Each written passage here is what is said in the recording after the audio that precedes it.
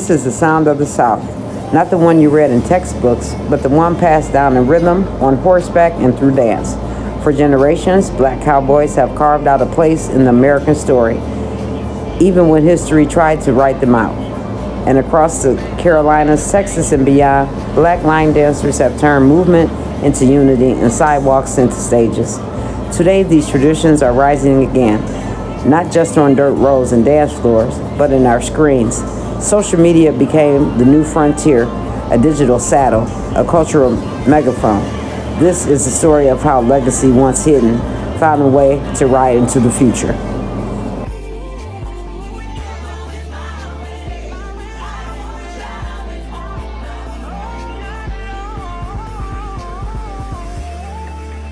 The Black Trail Ride is more than horses and highways. It's a legacy of resilience, rhythm, and cultural power that rise through generations. Long before hashtags and viral clips, there were black cowboys, men and women who worked in the land, drove cattle, and shaped the American West. After emancipation, nearly 1 in 4 cowboys was African American. They were ranch hands, drovers, and skilled riders. Yet their names were written out of the Western story. But the culture never disappeared. In the 1940s and 50s, black Creole and Southern families in Louisiana and East Texas began hosting what will become the first modern trail rides, weekend gatherings, where riders came together to share stories, music, and a deep sense of belonging. These weren't just about riding horses. They were about reclaiming identity, about dancing to Zydeco music, sharing home-cooked food, and teaching the next generation how to ride with pride.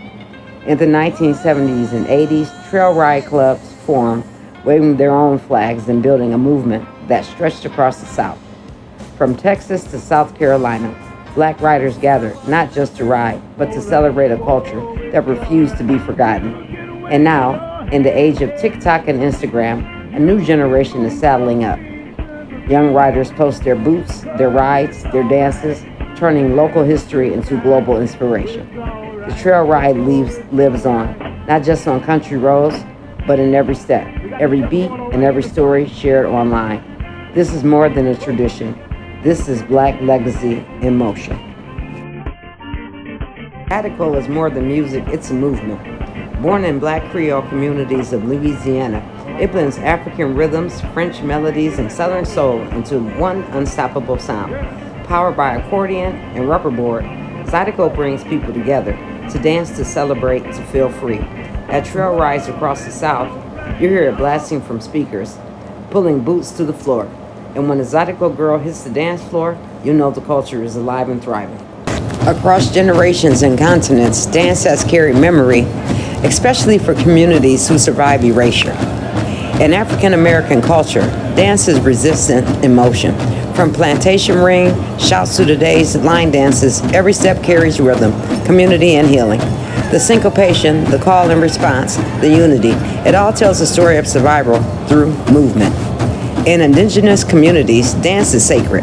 At powwows, fancy dancers spin in vibrant regalia, each beat of the drum echoing heartbeat passed down and through a century. These dances aren't for show, they're for spirit. They protect language, land, and legacy. And in Latin cultures, especially Afro-Latina communities, movement is a fusion of histories.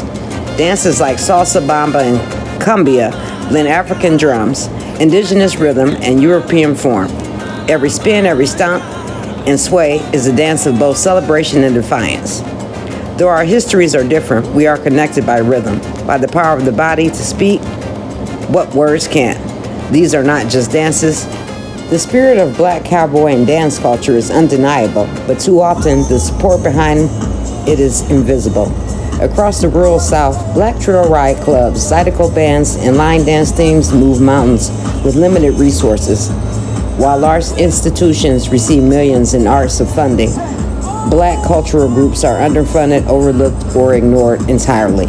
They create joy on dirt roads, in church parking lots, and open fields because they rarely granted public stages. In some cities, riders are denied permits or pushed out of neighborhoods that help build. Dancers are told to move from sidewalks or parking spaces that once welcomed them. This isn't new. It's part of a long legacy of cultural exclusion. But like those before them, black communities found another path forward. They turned to social media, not for trends, but for truth.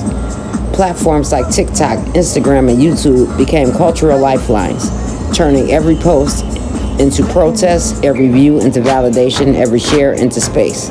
Because when the system says you don't belong, the culture responds, we'll ride anyway. They dance, they ride, they reclaim, and they do it in full view.